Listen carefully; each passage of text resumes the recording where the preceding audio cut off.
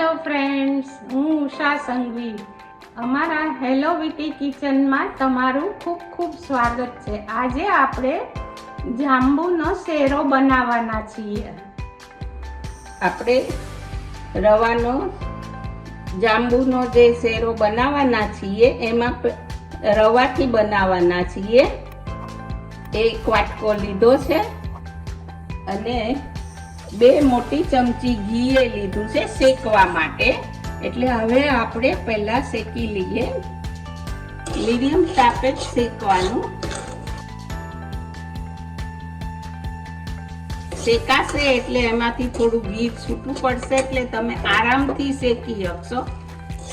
આટલું ઘી બરાબર છે. આછો પિંક કલર થાય એટલો શેકવાનો છે. હવે આપણો જો રવો શેકાઈ ગયો છે, પિંકીશ કલર થઈ ગયો છે અને ઘી છૂટું પડી ગયું છે. એટલે હવે ઉફાળું પાણી ગરમ નાખશું આપણે. પહેલા થોડુંક જ નાખવાનું. સેટ થાય એટલે પાણી ઓગળે એટલે ખાંડ નાખી દેવાની. તે મેં રવાથી થોડી ઓછી ખાંડ લીધી છે. પોણો વાટકો લીધી છે. હવે ટીપું પાણી હજી નાખશું આપણે.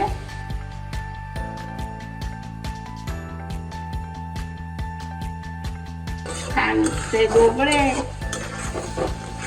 ઓગળી જાય એટલે આપણે જાંબુનો પલ્પ નાખી દઈશું. જો ખાંડ ઓગળી ગઈ છે એટલે હવે જાંબુનો પલ્પ નાખી દે. પોણો વાટકો મેં કાઢ્યો. 200 ગ્રામ જાંબુ હતા એનો મેં બનાવ્યો છે.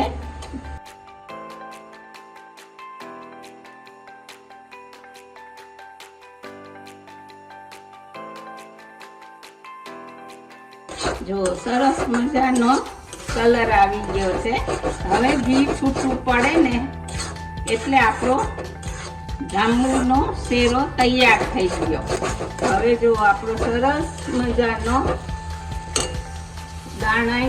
રવાના દાણા ચડી ગયા છે અને સરસ ઘી છૂટું પડવા માંડ્યું છે. 1 મિનિટ જરાક ધીમા તાપે રેવા દઈશું એટલે બરાબર ઘી છૂટું પડી જાય.